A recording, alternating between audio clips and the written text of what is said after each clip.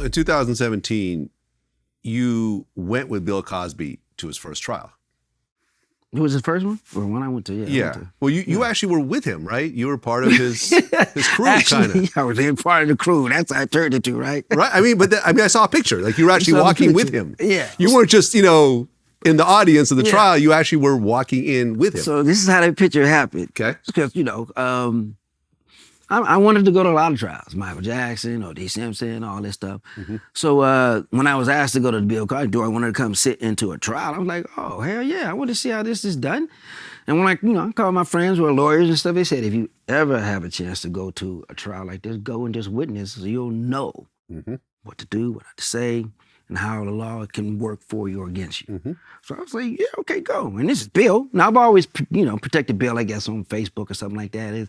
Did he do that? Did he? I don't know if he did. I was always one of those cats. So when the call came up for me to say, you want to come? I was like, yeah, sure, I'll go. And you going to say something? Well, no, what I was going to say, number one, he's your frat brother. Right. You guys went to we're in the same fraternity. But did you guys really have a relationship before this? No. I mean, apart from you speaking about him publicly, did you know each other, talk to each other, anything? No. Bill Cosby is like one of my idols. Just like Dick Gregory, Lennon Bruce, George Carlin, one of the famous comedians that done it all, and that's how you do it. You know what I'm saying? If you want to, this is the highest. Who's done it like Bill Cosby? Nobody. Yeah. Thank you. So it's like, boom. So taking a page out of his book, I've seen him on Ghost Dad. I've seen him a couple times on the set. At some situations, he came to my college to perform, but never hanging out, never to the extent of Richard Pryor, sitting on the edge of beds and getting notes. It was always just a respect thing. So I wanted to get, okay, cool. Let me see how you handle this part of your career. You've done everything else. If I could be a fly in the courtroom, which I got invited to be, and I never want to go again.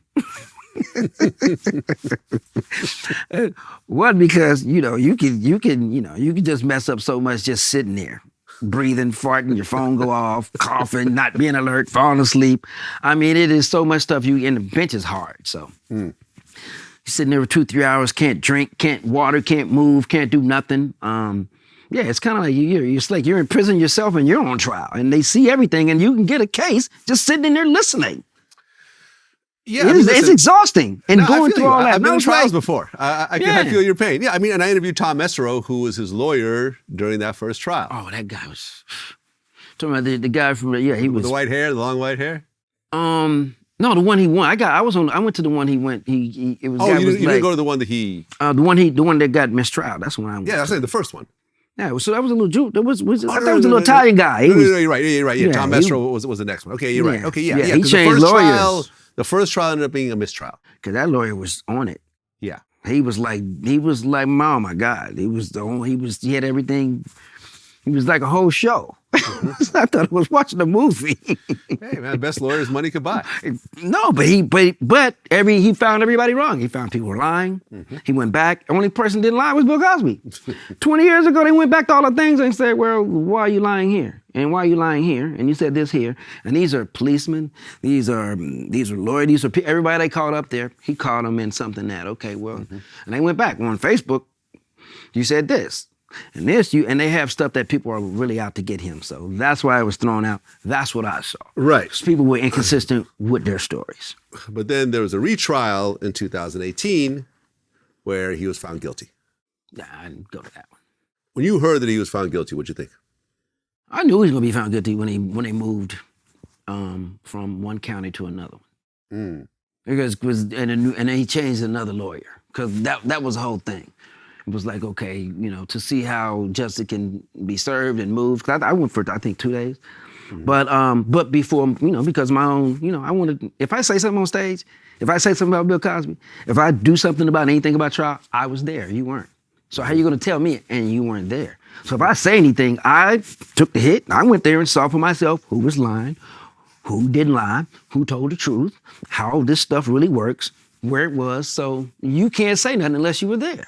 I mean, did you get to know Bill Cosby? Did you guys talk like offline during that time? No. You were just I went back to the house after that. We chopped it up. I saw the whole estate, first time there. I saw where the account probably could have happened, where it should have happened, where it would have, and all this alleged stuff was there. So I was like, okay, cool. And then he went to sleep. He went to sleep like 6:30, 7 o'clock. He was done, and I had the house laughing and just talking to some of the assistants, some of the people that were with him. But I mean, to be in a moment like that, to kind of see it, I was, I wouldn't. Man, I don't know how you can exchange that, because it was, his word. Now, I talked to him for like about maybe an hour after that. He's laying in the bed and he was telling me, he was like, what'd he say? He said, hey, this is what he said. He said, hey, look, don't get yourself involved with my stuff. You know what I'm saying? It's on me. It's all on me, okay? You came, you see, you saw, but don't back out there. Don't be out there doing what you got to do on your career or whatever like that. He said, if my kids go broke, that's on them. They can get a job at Chick-fil-A. I was good. He said that. He said, but don't, and he was like, yeah, he said, I'm going to be all right. Well, yeah, he got found guilty in 2018. I think TMZ caught you at the airport, and you're like, oh yeah, before or after that, yeah. Yeah, you said, you said that you feel that after this, other people are going to end up going down for mistakes they made 100 years ago. Yeah, because this was like damn near 100 years ago. Yeah, and man, you see, I mean, people have been since R. Kelly? then. Well, that's a different situation. Well, different situation because you got tape, you got footage. You got that one tape, yeah. Well, yeah, you're dumb enough to film himself, and yeah, and you've got tons of stories on just that nature of that. You know what I'm saying? Well, I mean, but to be fair, the number of accusers against Bill Cosby is huge. It's a long laundry list of people. Not to say they're all telling the truth. Right. You know what I mean? But like, yeah, I mean, it's a lot of accusations, but it's also, I mean, it's weird, man. Like, as a man.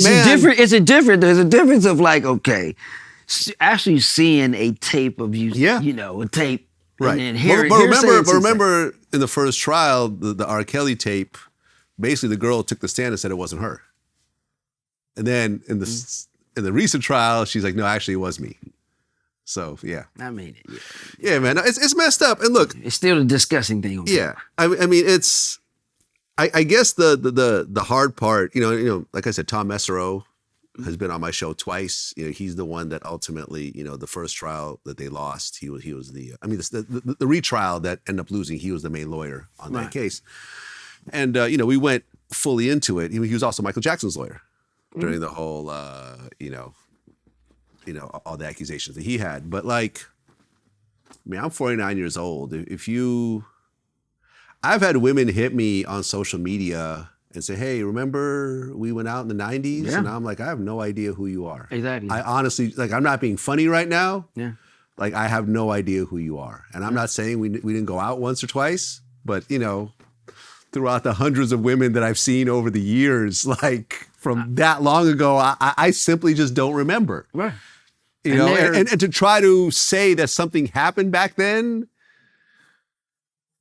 in the 90s and the 80s, like who the fuck, the early 2000s, like there's no cameras, there's no proof of anything, there's no witnesses. It's all like he did this and I'm still hurting over this. Like there was no criminal charges filed within a certain period of time. It was just like there's no this, there's no that. And, and ultimately, I'm not saying that Bill Cosby is guilty or innocent because I wasn't there. But me and Tom Mesereau, we picked that case apart. And what was very clear was that he should not have gone to trial. There was a specific deal in place by the district attorney that said that he will not be criminally prosecuted for this case.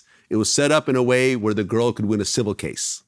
Right? And she got her money. She got a lot of money. Got a lot of money. That to me is problematic also. If you cash out and get a bunch of money and then come back and want to put him in jail after the money's ran out.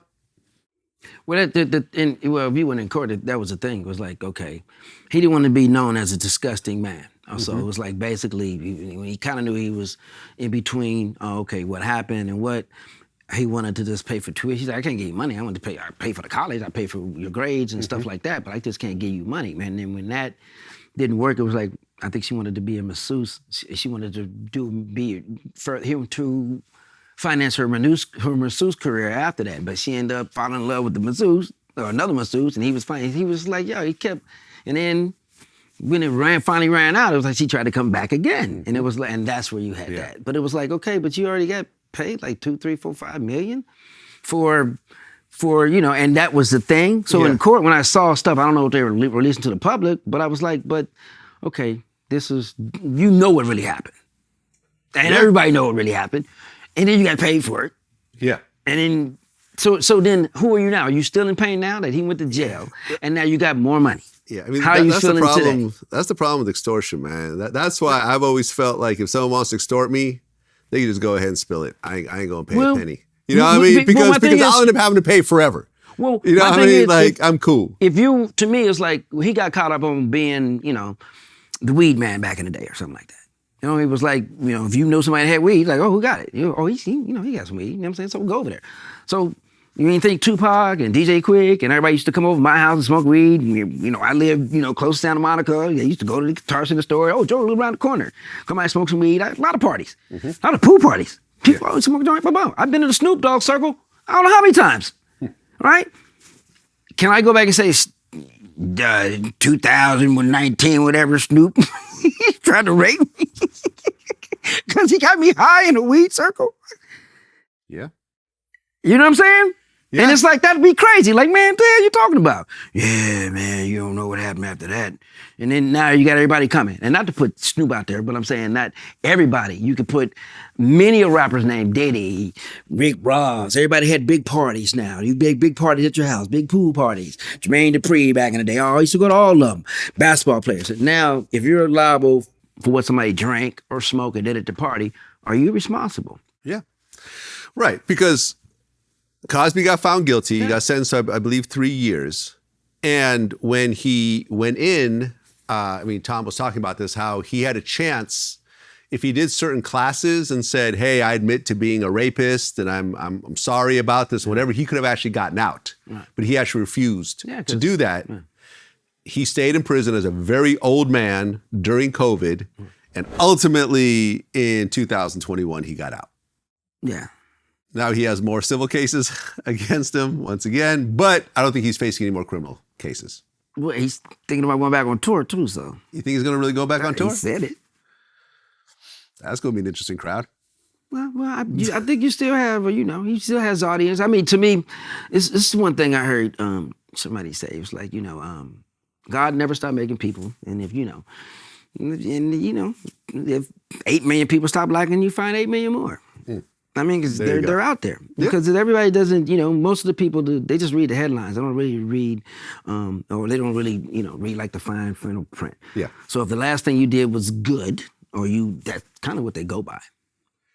Yeah. I mean, look, at the end of the day, no one really knows what happens, what had happened. I mean, I don't know what happened in the whole Michael Jackson case. Tom Esro was a lawyer there. Once again, we don't know. There was a lot of inconsistencies in the accuser stories. And ultimately, and even I remember one of the really interesting things that Tom told me, which really, kind of influenced the way my approach to this was that before that big trial, he ended up settling with this accuser. Like this kid claimed that Michael Jackson raped him or whatever, and he wanted, I forgot how many millions of dollars, but the people around Michael Jackson convinced him to pay. Right. Said, listen, just pay this money. You're going to make way more money. You'll put the whole thing behind you and you'll be done. And I remember Tom told me that Michael told him that was the worst mistake of his life. Yeah. Because once he did that, that opened the door to everyone who had ever met him saying that their kids were molested by Mike. And it started a whole thing that even continued after his death. Yeah.